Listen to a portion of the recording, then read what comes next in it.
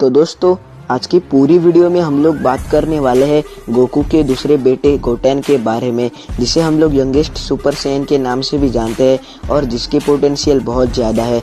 ये है youngest super Saiyan और इसका बड़ा भाई गोहान, ये गोटेन के पहले था यंगेस्ट सुपर सैयन। दोस्तों दोनों भाई की पोटेंशियल बहुत ही ज़्यादा है और इसके वजह से ये दोनों ही बहुत ताकतवर है।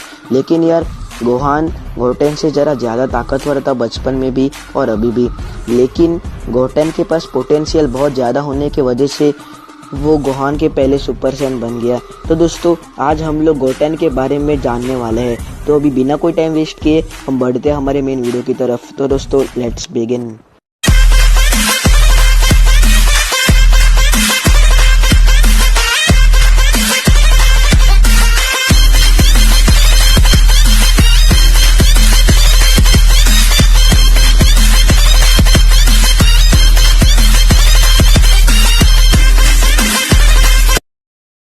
दोस्तों मैं आप सबको कुछ सिमिलर बातें बताना चाहूँगा बार्डोक और गोकू के बारे में। अभी ऐसा मत कहना कि यार हम तो गोटेन के ऊपर वीडियो देखने आए, ये बात बहुत ही इम्पोर्टेंट है आगे के टॉपिक जानने के लिए। तो दोस्तों मैं अभी आपको समझाता हूँ। सबसे पहले आता है बार्डोक। बार्डोक के दो बेटे थे, एक था रेडिच और दूसरा था कैकेरोट, जिसे हम लोग गोकू के नाम से भी जानते हैं। अभी हम आते हैं गोकू के ऊपर। गोकू के भी दो बेटे थे, एक था गोहान दूसरा है गोटेन। दोस्तों गोहान जो है उसके भी बाल बचपन में बहुत ही लंबे थे, लेकिन चीची ने उसे कटवा दिया। और दोस्तों रेडिच जो था उसके भी बाल बहुत ही लंबे थे। अभी गोकू का जो दूसरा बेटा है गोटेन, वो भी एकदम गोकू जैसे ही दिखता है। अभी आपको तो ये मालूम है कि गोकू ने बार्डोक को रिप्लेस कर दिया था। मतलब दोस्तों बार्डोक जो है वो फ्रीजा के हाथों मारे जाता है प्लेनेट नेमिक के इधर। फिर दोस्तों सीरीज शुरू होती है गोकू के ऊपर, तो ऐसा ही कुछ होने वाला था गोटेन के साथ।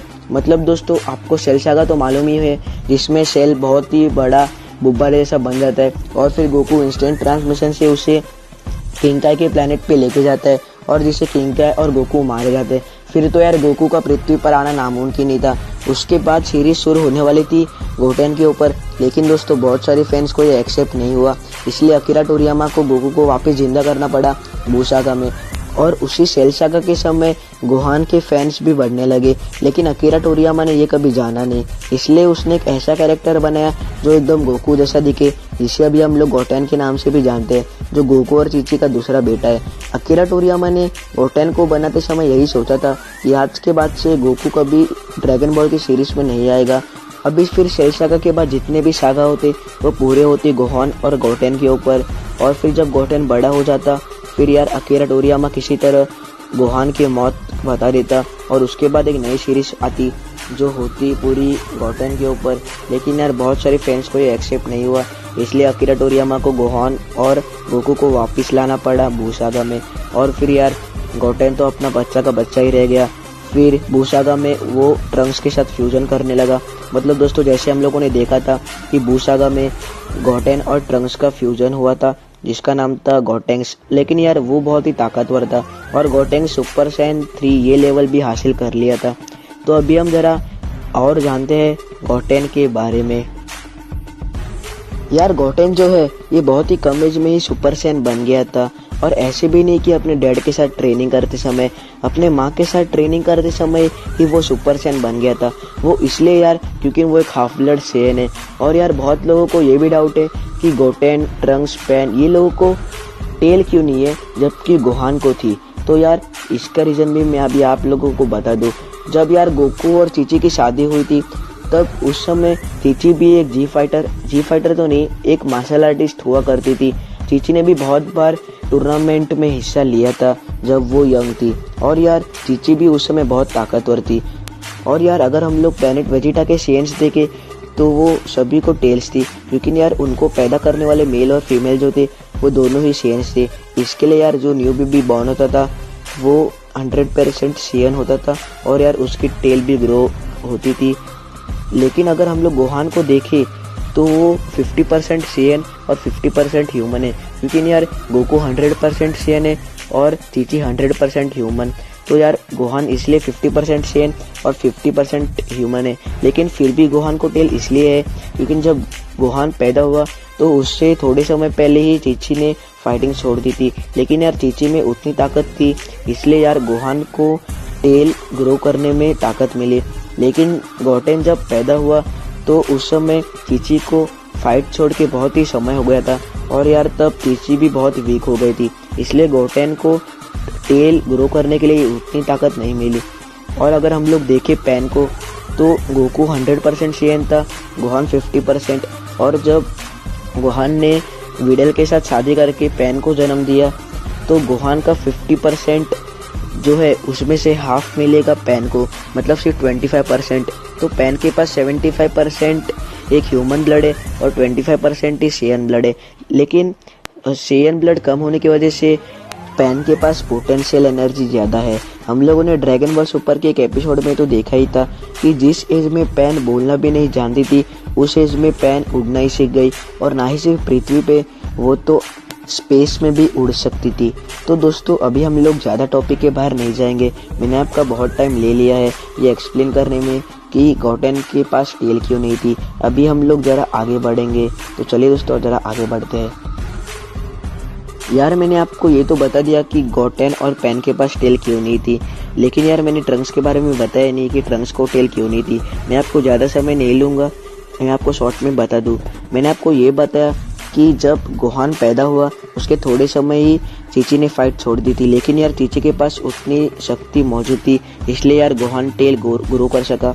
लेकिन यार जब गोटेन पैदा हुआ उस समय चीची ने फाइट छोड़ के बहुत जमाना हो गया था, इसलिए यार चीची वीक हो गई थी, इसलिए गोटेन टेल नहीं ग्रो कर सका।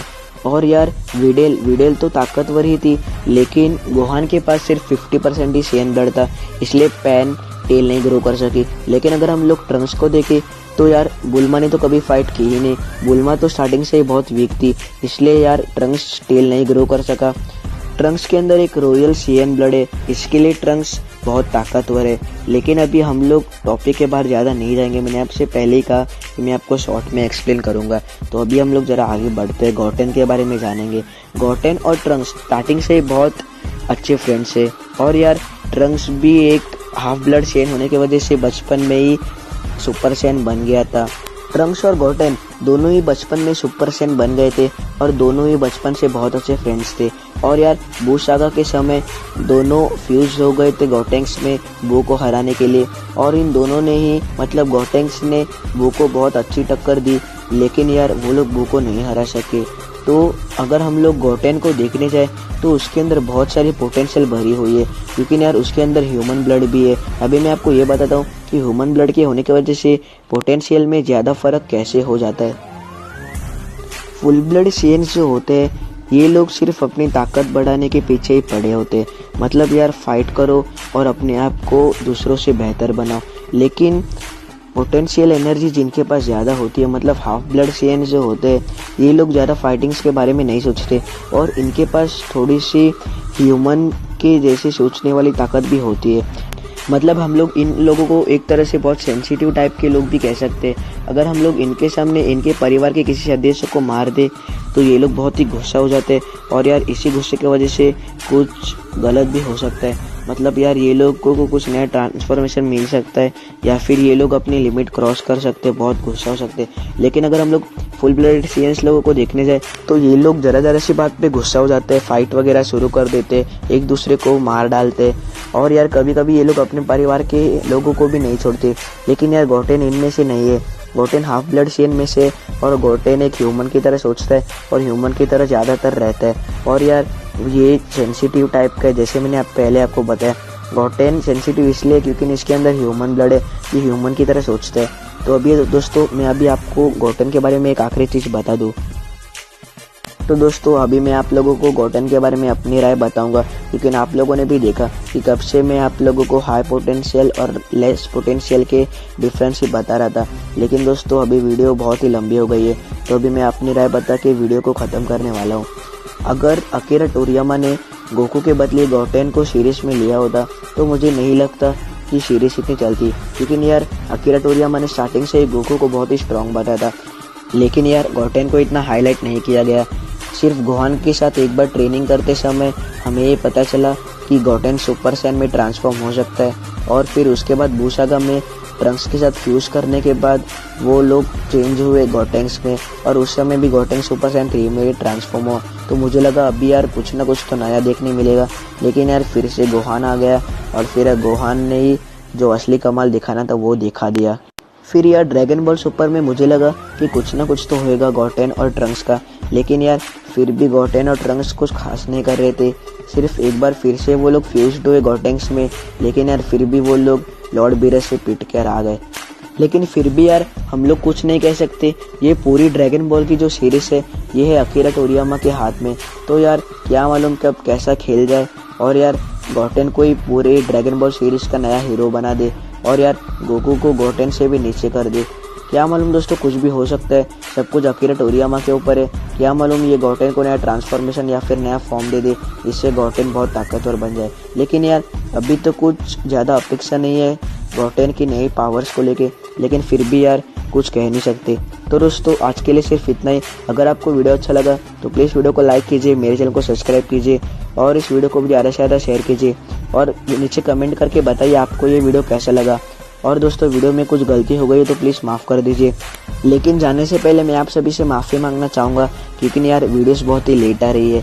लेकिन दोस्तों मैं इसमें कुछ नहीं कर सकता, नोटबुक कंप्लीशन, प्रोजेक्ट्स, एक्टिविटी और यार हम लोगों का साइंस एग्जीबिशन भी शुरू हो गया, तो यार इसमें भी इतना सारा काम, इसलिए दोस्तों वीडियोस बहुत ही लेट आ रही है। लेकिन दोस्तों मैं आप लोगों को एक चीज़ की गारंटी ज़रूर दे सकता हूँ कि हर हफ्ते में कम से कम एक ना एक तो वीडियो आएगी। तो चलिए दोस्तों अभी मैं चलता हूँ, मिलता हूँ आप सभी लोगों से नई वीडियो में। तब तक के लिए सायोनारा और गुड बाय। तो दोस्तों मिलते हैं आप सभी लोगों से अगली वीडियो में।